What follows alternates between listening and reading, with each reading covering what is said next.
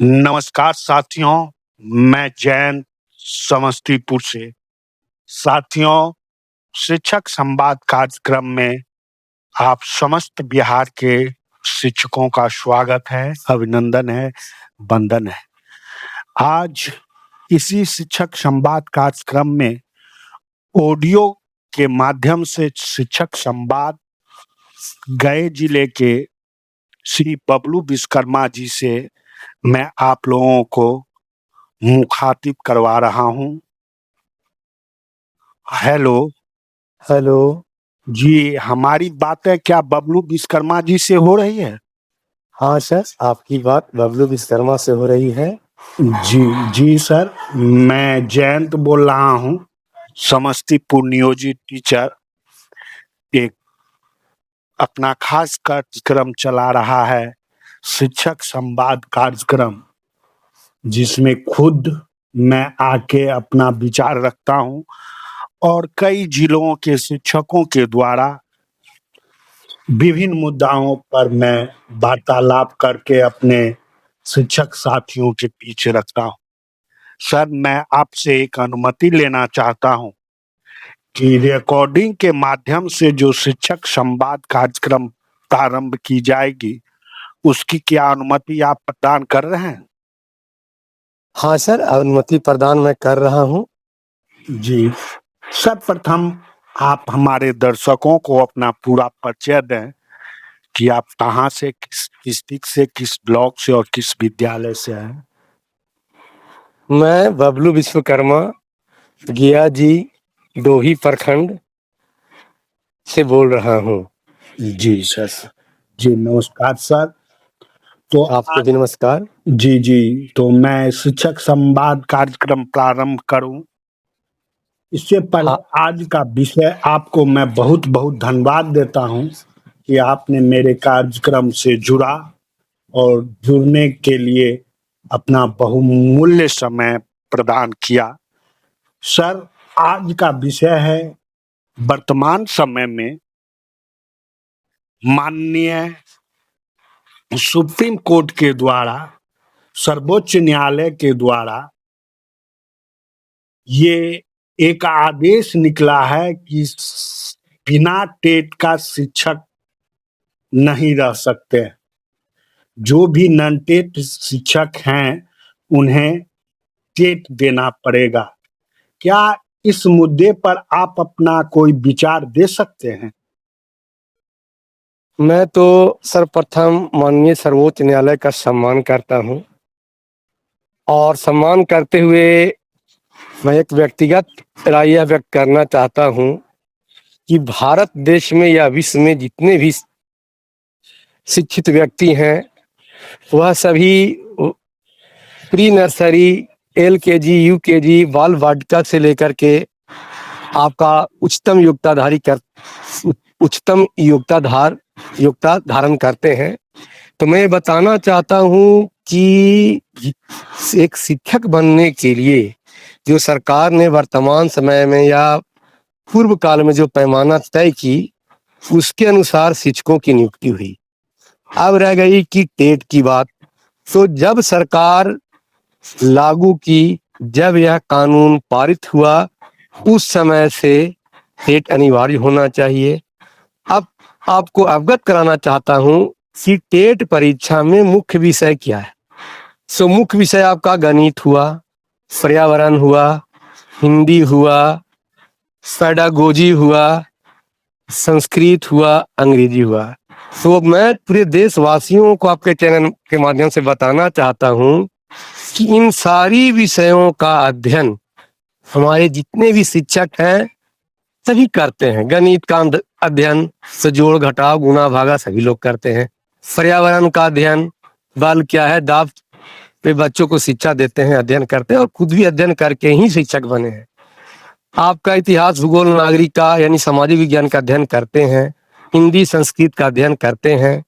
और अब जो हमारे शिक्षक हैं जिनकी नौकरी 5 साल 10 साल बची हुई है, जो पूर्व के नियमानुसार नियुक्त हैं, उनसे सरकार से भी निवेदन है और माननीय सर्वोच्च न्यायालय से भी मैं ये निवेदन करना चाहता हूँ कि पूर्व के शिक्षकों पर इसे जबरन ना लादा जाए तो काफी अच्छा होगा, क्योंकि आपने जो टेट विषय के बारे में आह्वान किया है उसमें है क्या, क्या रखा हुआ है जो शिक्षकों पे आप लाद रखते हैं।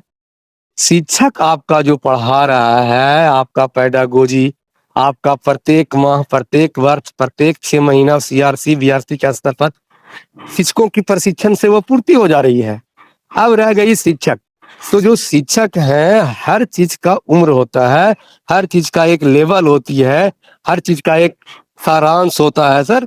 सबके बीवी हैं, बच्चे हैं, परिवार हैं, उनके बाल बच्चे सब जॉब में चल गए, उनके पढ़ाए हुए सब जॉब में चल गए और अब उनकी नौकरी बचा। मान लीजिए कि हम 1 to 5 में पढ़ाते हैं और हमको 1 क्लास और 2 क्लास का विशेष शिक्षक प्रधानाध्यापक द्वारा नियुक्त कर दिया गया, तो इससे ऊपर के विषय से तो थोड़ा अलगाव हो गया, छुटाव हो गया।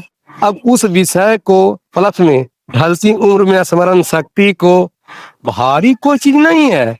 आप कुछ भी दीजिए शिक्षक कर लेगा, शिक्षक ट्रैक्टर की जात होता है, लेकिन उनकी आप सोचिए यादाश्त पावर, पारिवारिक कला, पढ़ने का समय, प्लस में उनका बाल बच्चा जिसके लिए वह कमा रहा है, वो ये सब देखना चाहिए महोदय, इसके बाद ही थोपना चाहिए। हाँ, अब नवयुवक लोग हैं जो नए तैयारी कर रहे हैं, जब से कानून पारित हुई है और उस समय से सभी टेट पास ही नियुक्त हो रहे हैं।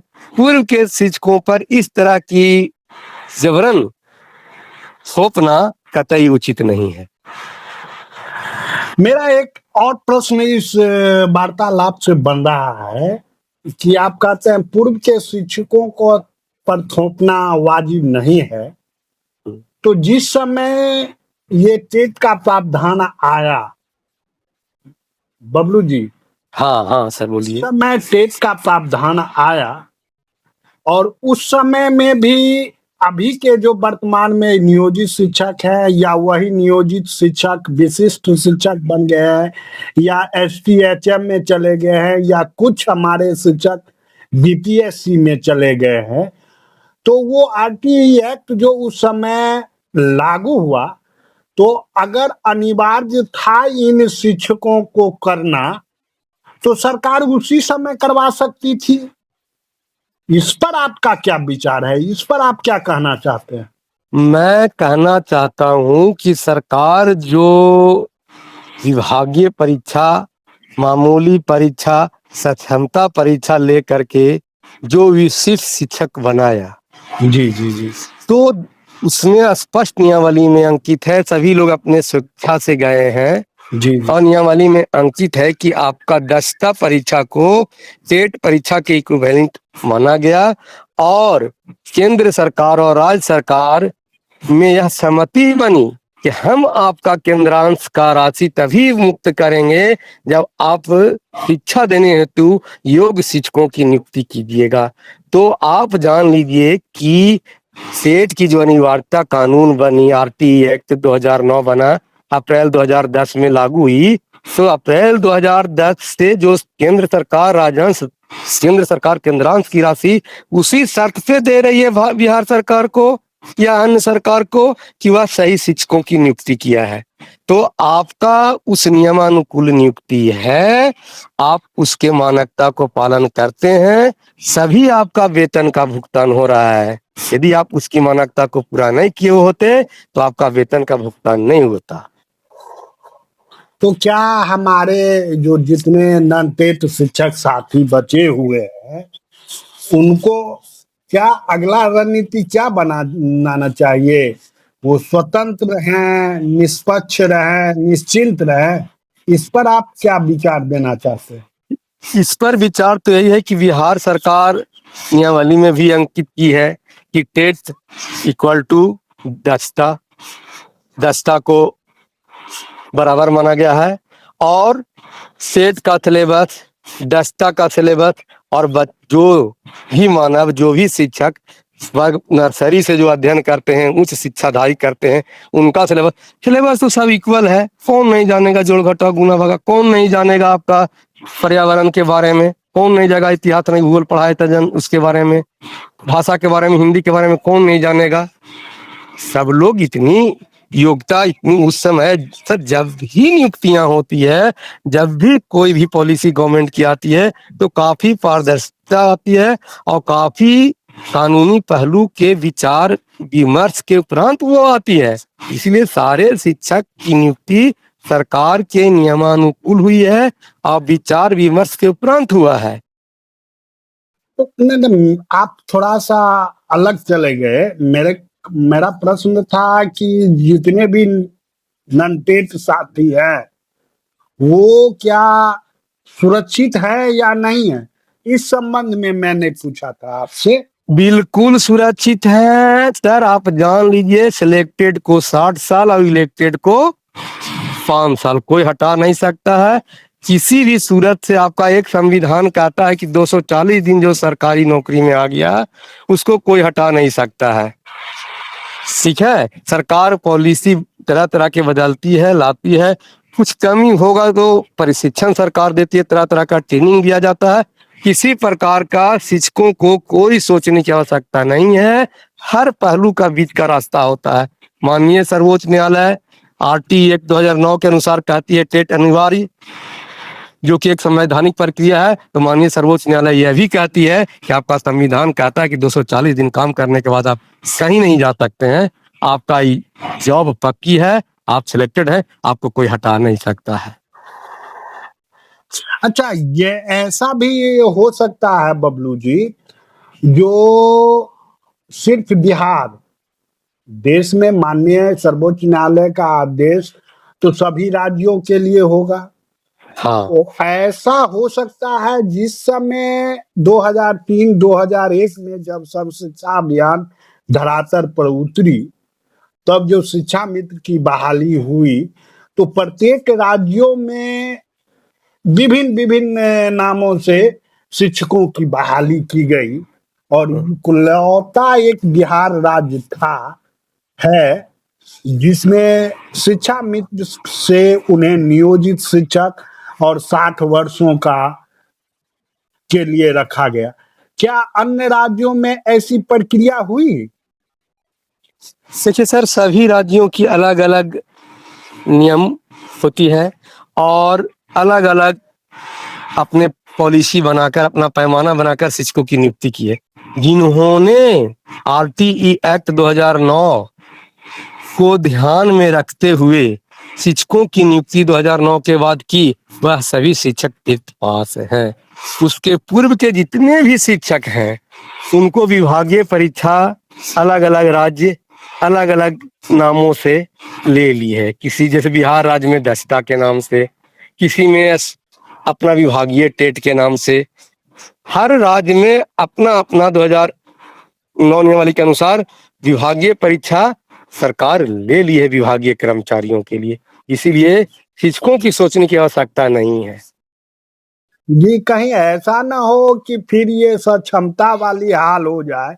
अभी तुरंत यानी हमारे नियोजित शिक्षक सक्षमता से बाहर आए हैं और पुनः एक नया टीईटी का जो थोपा जा रहा है, इससे क्या हमारे नियोजित शिक्षकों में कुछ हड़बड़ाहट और छटपटाहट भी है? बिहार के नियोजित शिक्षकों को तो किसी प्रकार की बेचैनी नहीं होनी चाहिए, क्योंकि उन्होंने दक्षता दे दिया है। अब रह गई संगठन की बात, तो जो सर एकत्रित नहीं होते हैं, संगठित नहीं होते हैं, तो परेशानियां तो उठाना पड़ेगा और उठाने लोग उठाते भी हैं। जी। जैसे आपको देख लीजिए, ऐसा क्षमता लोग दिए तो एक झुंड को, एक समूह को, एक कारवां को कोई कुछ नहीं करता है सर। जी। आज आप देख लीजिए कि माननीय उच्च न्यायालय ने क्या कहा।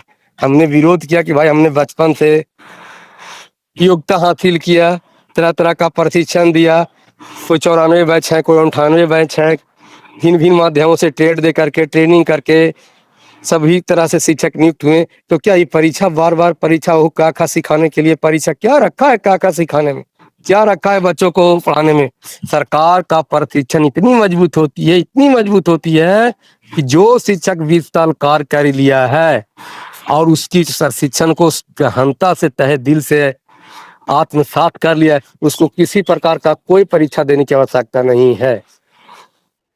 जी, तो आपने अपना बहुमूल्य समय हमारे चैनल को दिया, इसके लिए आपको कोटि-कोटि धन्यवाद।